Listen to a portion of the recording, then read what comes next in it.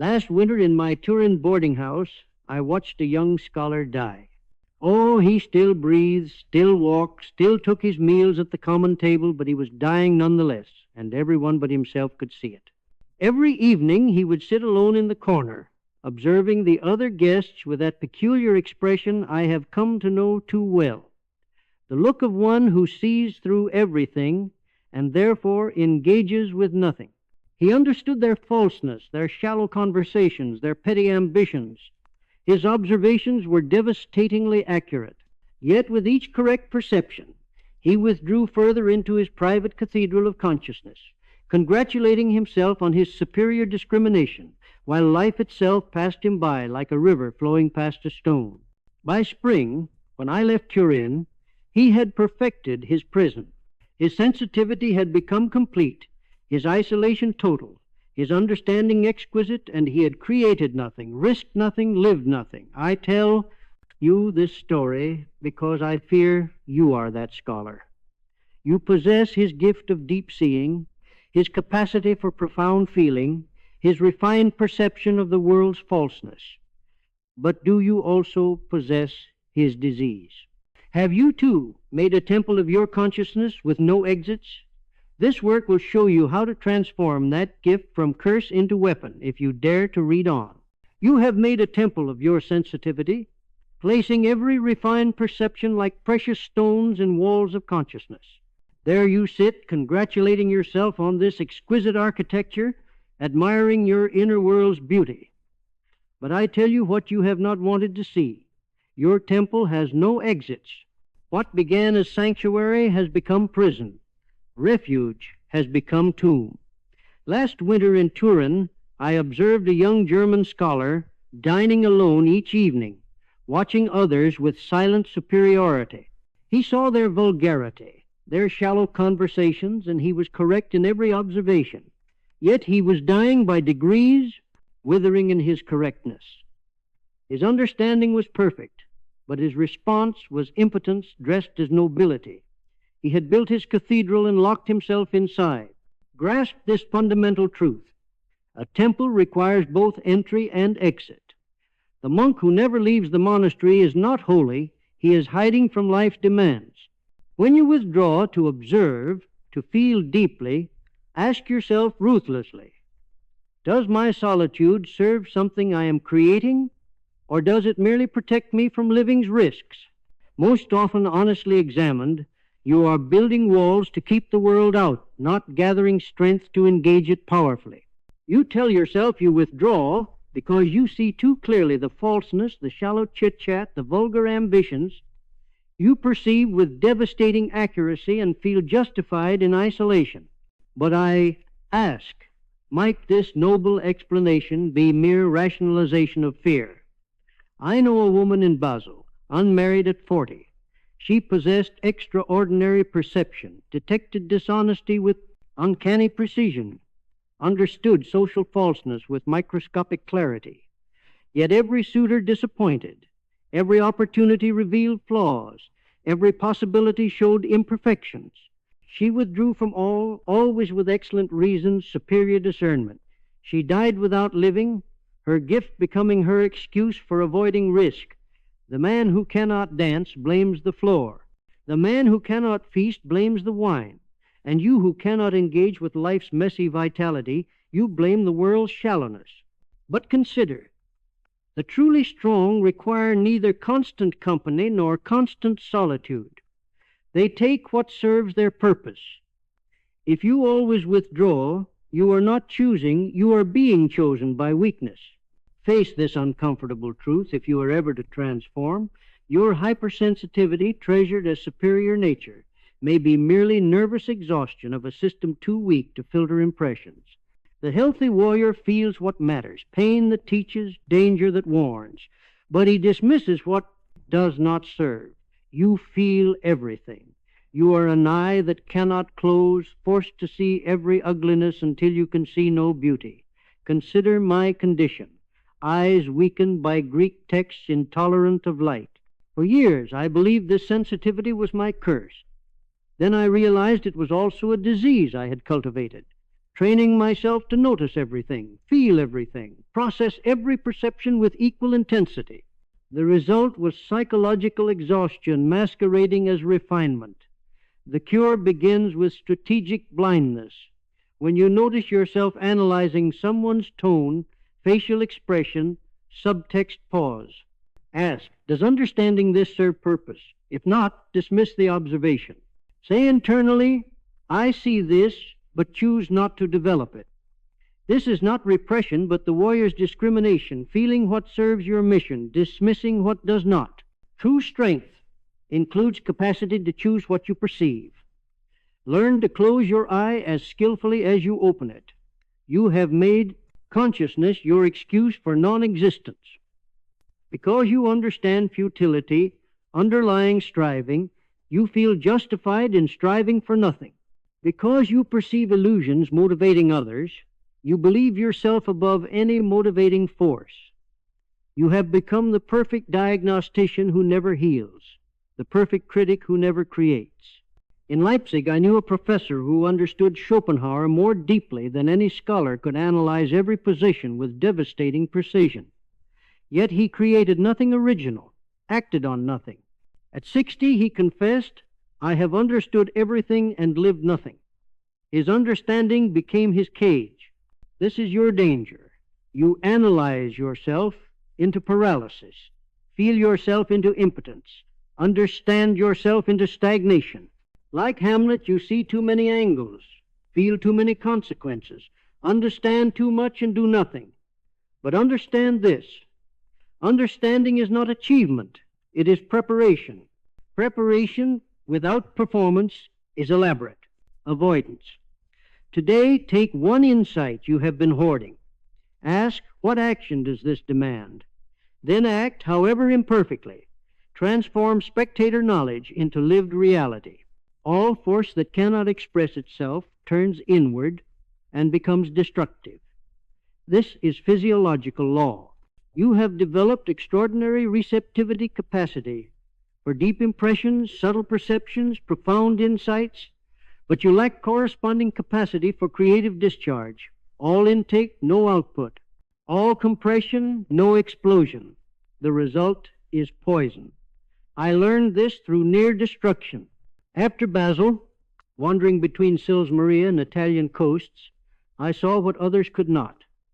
Christianity's poison, slave morality's triumph, God's death unnoticed. These insights accumulated without outlet. The pressure nearly killed me. I would lie in darkness, unable to read or write, experiencing existence's horror without strength to affirm it. Transformation came when I learned to discharge perceptions through writing transforming suffering into philosophy, observation into creation. When sensitivity became productive rather than merely receptive, poison became medicine. Grasp this. You suffer not because you perceive too much, but because you have no adequate channels for what you perceive. The solution is not less sensitivity, but more expression. For every hour in observation, spend equal time in creative discharge. Balance reception with expression, or the system poisons itself. The blacksmith alternates between heating metal and striking it. You have been heating continuously without ever bringing hammer to anvil. All preparation, no completion. All gathering, no spending. This is why you suffer. Watch me work. I walk 6-7 hours through mountain paths, letting insights accumulate. This is heating, receptive, observational, allowing thoughts to form. Then I return and write, sometimes for hours, discharging everything accumulated. The hammer strikes heated metal. Without both, movements, walking and writing, receiving and expressing, neither would be possible. The rhythm itself is health. Establish this rhythm.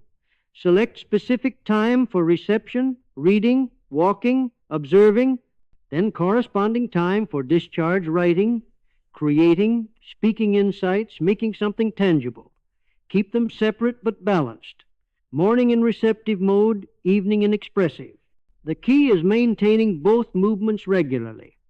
Many mistake endless preparation for heating, researching, thinking, reading more before ever striking. But metal can be overheated, insights over-refined. At some point you must strike or heat dissipates. This week, establish your forge and hammer rhythm. Feel the relief of completed cycles rather than perpetual accumulation. Every increase in consciousness is potentially an increase in paralysis. The more you see, the more reasons you discover for not acting. The more you understand, the more you perceive futility. This is Hamlet's disease, and you suffer from it acutely. But thought murders action only when thought believes itself sufficient, only when understanding becomes an end rather than means to creation. I have known this paralysis intimately. Studying Schopenhauer, I absorbed his pessimism. If all is will, all is suffering, all is illusion, why do anything? Like Hamlet, I could see every angle, understand every futility. Action seemed impossible to one who saw so clearly. Only when I realized that action need not be justified by meaning that one can create despite futility did I escape. Here is what you must learn. Strong action needs no metaphysical justification. You must learn to act not because action is meaningful, but because action is what strength does. Stop analyzing whether actions are wise or foolish, meaningful or futile. Ask instead, does this express my force? When you next feel paralyzed by understanding, seeing too many angles, feeling too much futility, acknowledge the understanding, then act. Anyway, say explicitly, I see all the reasons this might fail. I act anyway, not from blindness, but from strength. Let doing teach you what analysis cannot. All force seeks expression. All power demands discharge. Your consciousness is force, perceptual force, analytical force, feeling force. When this force cannot express itself creatively, it turns inward and becomes disease. Anxiety, depression, exhaustion, the peculiar suffering of the inactive intellectual. Consider my illness, the migraines, the stomach ailments, the near blindness. What were these but my body expressing what my psychology experienced, accumulated force with no outlet? When I began writing as philosopher-artist rather than mere scholar, the relationship to my illness transformed. It did not disappear, but became something I could work with rather than something that destroyed me. Your physical symptoms are messages about needed discharge. That headache, that exhaustion, that peculiar heaviness, these indicate force-seeking expression. Begin attending to them as signals. When you notice such symptoms, ask, what have I been taking in without expressing? Then engage in creative discharge immediately. Write, create, express something.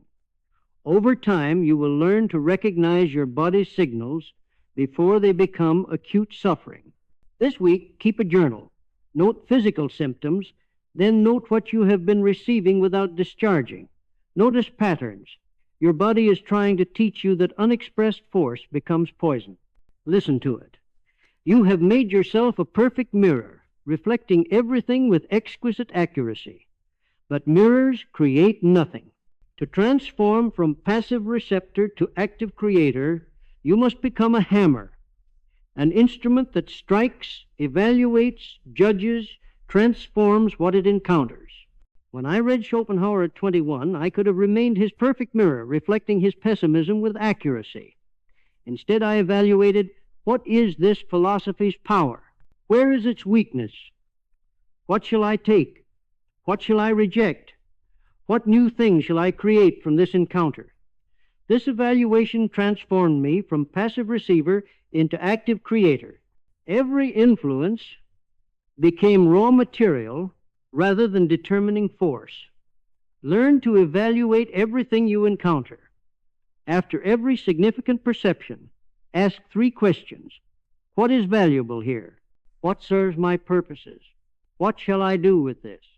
These questions transform passive reception into active judgment. Do not merely accept the values embedded in what you perceive, evaluate them. Create your own valuations rather than passively receiving inherited ones.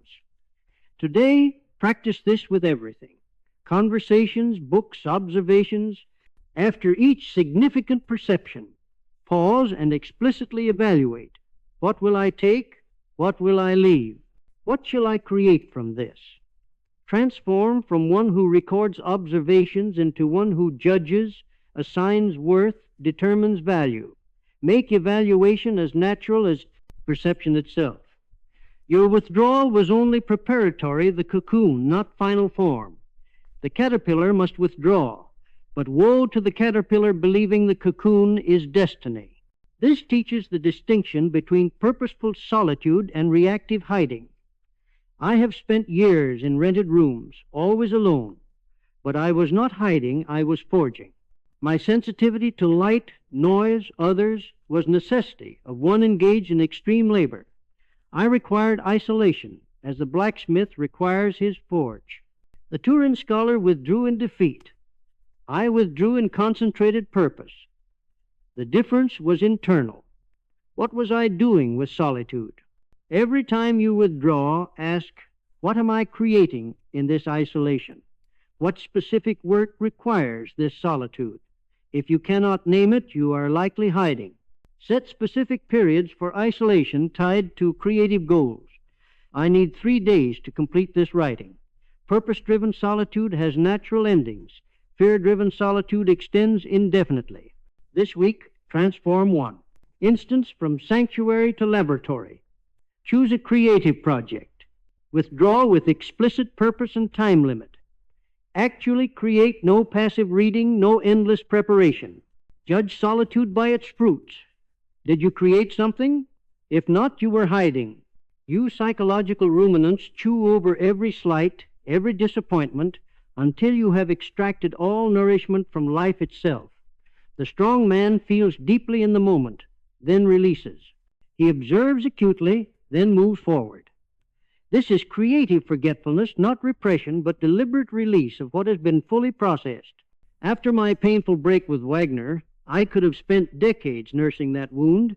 Instead, I felt it fully once, wrote what needed writing, then released him from my mind.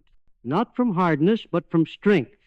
I had extracted what was useful and needed to move forward unburdened.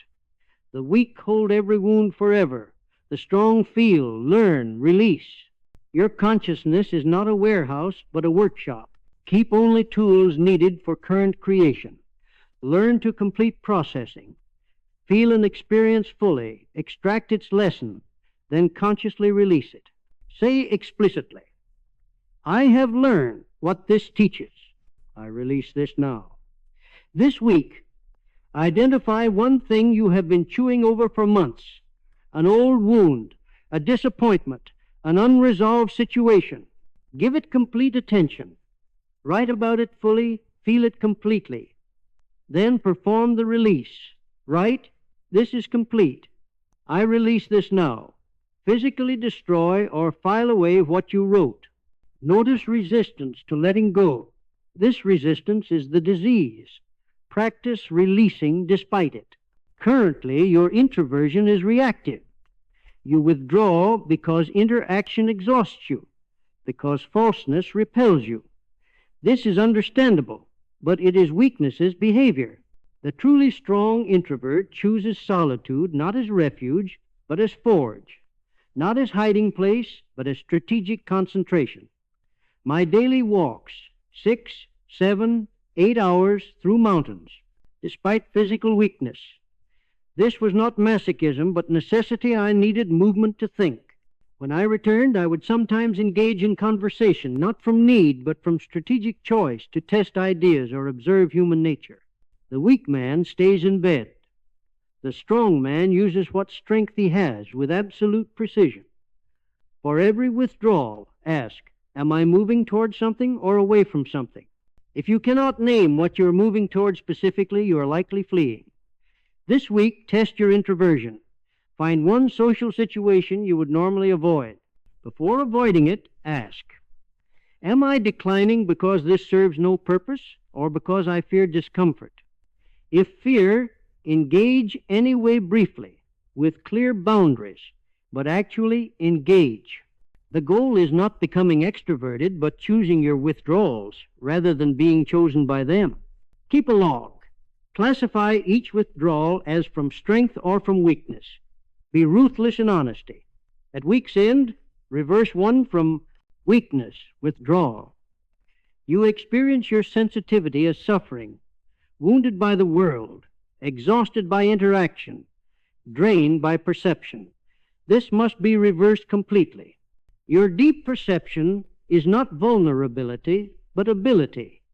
Your capacity to detect falseness is not painful exposure, but valuable skill. Your introversion is not inadequacy, but evidence of intensity that cannot be squandered on trivialities. My illness seemed pure curse for years. Migraines, weak eyes, digestive problems.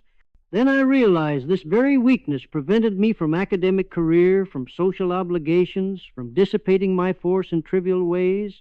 What seemed weakness became the condition of my strength. My illness forced me into solitude required for my work, prevented me from wasting energy, concentrated my force into writing.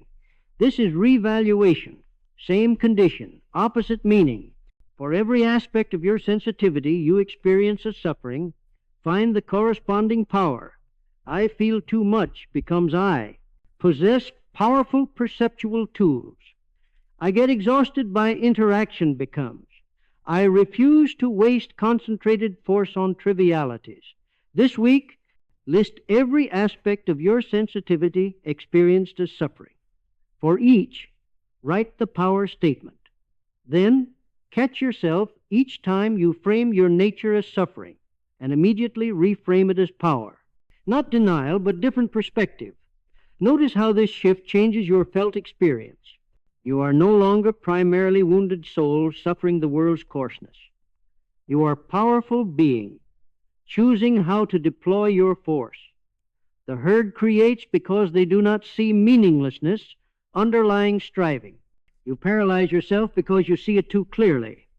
But the truly powerful create precisely because they understand futility. They create as rebellion against meaninglessness itself. I write these books knowing they will be misunderstood, knowing few will read them now, knowing by the time they are understood I shall likely be dead. I create, not from hope, but from necessity, from overflow of force that must express itself or destroy itself.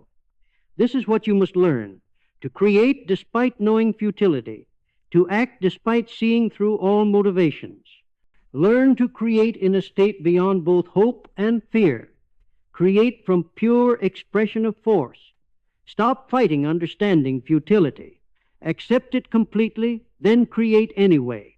Not despite futility as battle, but with futility as accepted condition. Creation needs no metaphysical justification.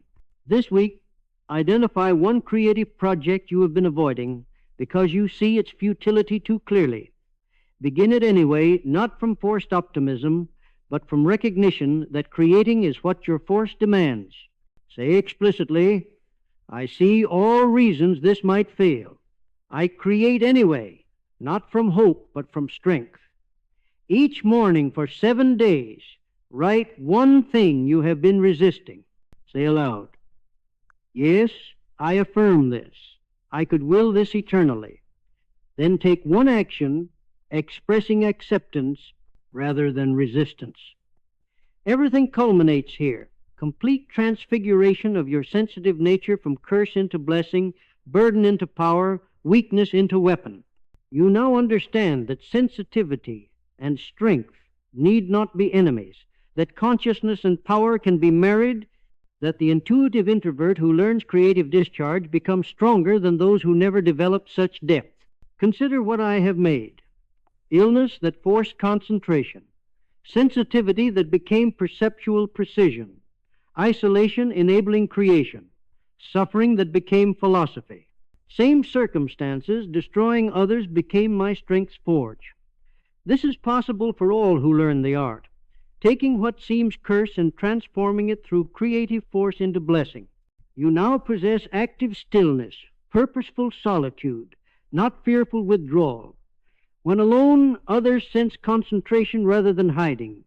Your sensitivity is now instrument, not burden. You wield perception deliberately, opening your eye when it serves, closing it when it does not. You create from overflow, not need. You have established reception and discharge rhythm. Psychological pressure has released because force now flows rather than accumulates. Review the 5 stations monthly. Is solitude purposeful or reactive? Am I completing cycles or accumulating burdens? Acting from strength or weakness? Feeling sensitivity as weapon or wound?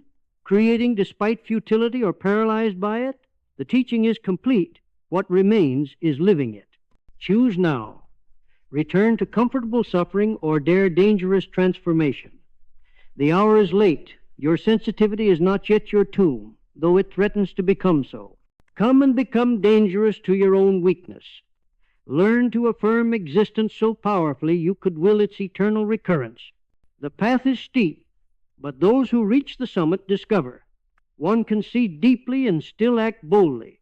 Your curse can become your greatest gift.